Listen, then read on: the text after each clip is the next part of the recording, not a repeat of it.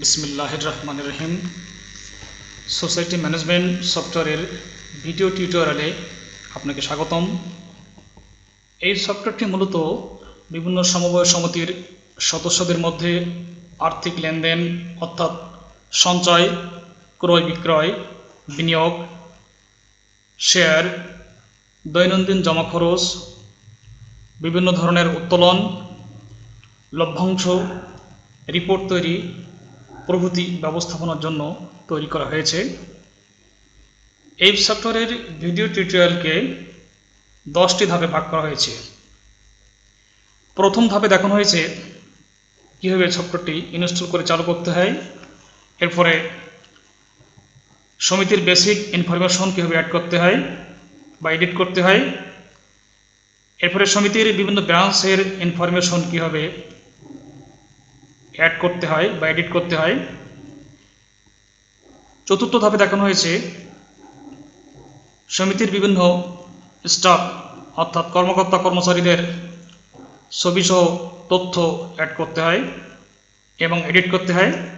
পঞ্চম ধাপে দেখানো হয়েছে কীভাবে সমিতির বিভিন্ন সদস্যদের তথ্য অ্যাড করতে হয় বা এডিট করতে হয় বা তথ্য খুঁজতে হয়।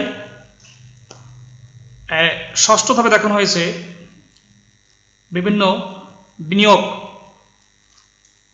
কীভাবে অ্যাড করতে হয়, অর্থাৎ যাদেরকে বিনিয়োগ করা হবে তাদের তথ্য এবং কোন খাতে বিনিয়োগ করা হবে বিভিন্ন তথ্য কীভাবে ব্যবস্থাপনা করতে হয় সেটা দেখানো হয়েছে। সপ্তম ধাপে দেখানো হয়েছে সমিতির লেনদেনের কাজে যে চেকগুলো ব্যবহার করা যায় সেই চেকের ব্যবস্থাপনা কীভাবে করতে হয় সেটা দেখানো হয়েছে। অষ্টম ধাপে দেখানো হয়েছে বিভিন্ন রসিদ বই কীভাবে ব্যবস্থাপনা করতে হয়। নবম ধাপে দেখানো হয়েছে বিভিন্ন ক্রাইটেরিয়ার আলোকে কীভাবে রিপোর্ট তৈরি করতে হয় এবং সেই রিপোর্টগুলো কম্পিউটারে প্রিন্ট করতে হয়।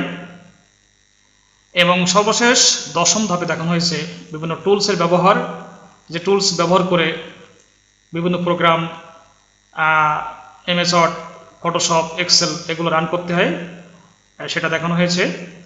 তো আমরা প্রথম ধাপে দেখব কীভাবে সফটওয়্যারটি ইনস্টল করে চালু করতে হয়। তো এই কাজের জন্য আমরা প্রথমে আমাদের কম্পিউটারের মাই কম্পিউটারের উপরে আমরা এক্সপ্লোর করব। আমরা সিডি থেকে আমাদের সফটওয়্যারটি কম্পিউটারের ডি ড্রাইভে কপি করে রেখেছি। তো আমরা ডি ড্রাইভটা ওপেন করব। আমাদের সফটওয়্যারটির নাম ছিল সোসাইটি সফটওয়্যার।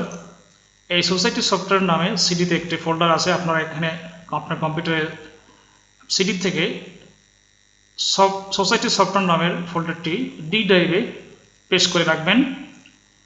তো ডি ড্রাইভে এই সোসাইটি সফটওয়্যারের ভিতরে আমরা যে ফাইলগুলো দেখতে পাবো সেগুলো হচ্ছে এখানে ইমেজ নামে একটা ফোল্ডার থাকবে, কম্পিউটার আইকনযুক্ত একটা সেটআপ ফাইল, তারপরে সেটআপ একটা টেক্সট ফাইল থাকবে এবং society management soft dot cab নামে একটি ক্যাব ফাইল থাকবে, ক্যাবিনেট ফাইল। আর সফটওয়্যারটি ইনস্টল করার পরে আপনারা আরও দুটো ফাইল দেখতে পাবেন, সেটা হচ্ছে ডাটাবেস ডট এমডিবি অর্থাৎ মাইক্রোসফট এক্সেস ডাটাবেস এবং সোসাইটি ম্যানেজমেন্ট সফটওয়্যার নামে একটা অ্যাপ্লিকেশন ফাইল। তো আমরা দেখব কীভাবে সফটওয়্যারটি এখান থেকে ইনস্টল করতে হয়। আপনারা সিডি থেকে সরাসরি ইনস্টল করতে পারবেন। তো সে কাজের জন্য আপনার সিডি ওপেন করলে দেখবেন সোসাইটি সফটওয়্যার ফোল্ডারটা ওপেন করলে দেখবেন এর ভিতরে একটি কম্পিউটারের আইকনযুক্ত সেটআপ ফাইল আছে। এই সেটআপ ফাইল এর উপরে আপনাকে ডবল ক্লিক করতে হবে, তাহলে সেটআপের কাজ শুরু হবে। আমরা ডবল ক্লিক করছি, এখানে ইনস্টল দেখাচ্ছে, উপরে দেখাচ্ছে সোসাইটি ম্যানেজমেন্ট সফটওয়্যার সেটআপ। তো আমরা এখানে সেটআপ করার জন্য আমরা ওকে করব। এরপরে আপনারা দেখতে পাচ্ছেন যে সফটওয়্যারটি ইনস্টলের প্রক্রিয়া শুরু হবে যদি আমরা এখানে এই যে কম্পিউটার আইকন দেখতে পাচ্ছেন এর উপরে একবার ক্লিক করি। তো যেহেতু আমাদের সফটওয়্যারটা একবার ইনস্টল করা হয়ে গেছে, আমি এখানে ক্লিক করছি না, আমি এখন এক্সিট সেটআপ করছি। কিন্তু আপনারা এই আইকনের উপরে ক্লিক করে সেটা করবেন।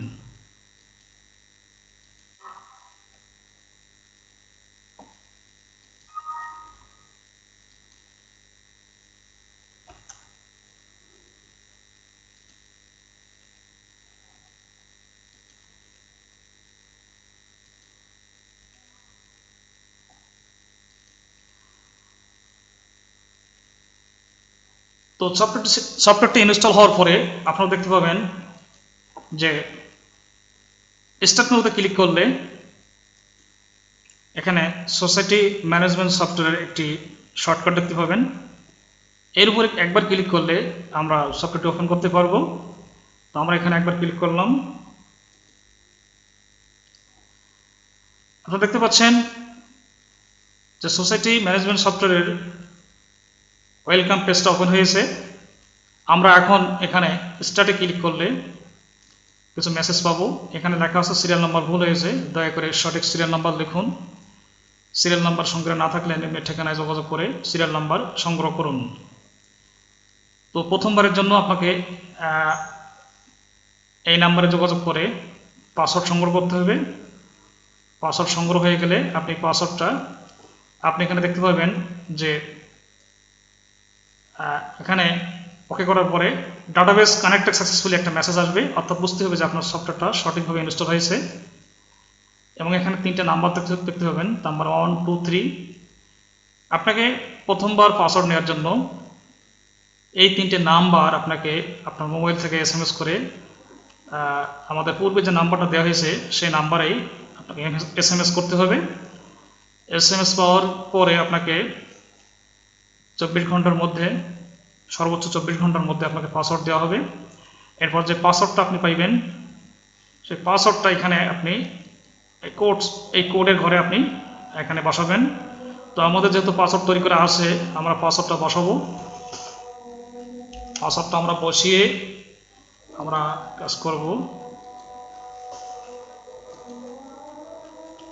পাসওয়ার্ডটা বসালাম। পাসওয়ার্ডটা বসানোর পরে আমাদের সেভ দ্য নাম্বারে ক্লিক করতে হবে, 2বার ক্লিক করব।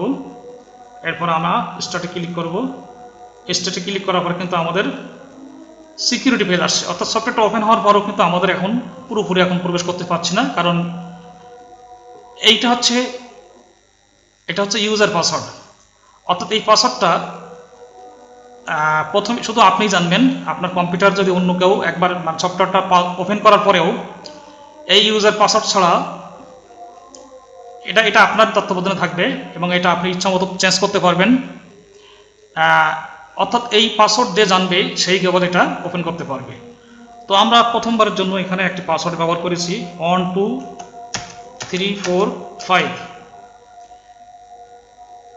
এই পাসওয়ার্ড দিয়ে আপনি এখানে ওকে করলে সফটওয়্যারটি ওপেন হবে। তো ধন্যবাদ, আমাদের প্রথম পর্ব শেষ হলো। আমরা ক্লোজ প্রোগ্রামে ক্লিক করলে সফটওয়্যারটি ক্লোজ হবে। আমরা পরবর্তী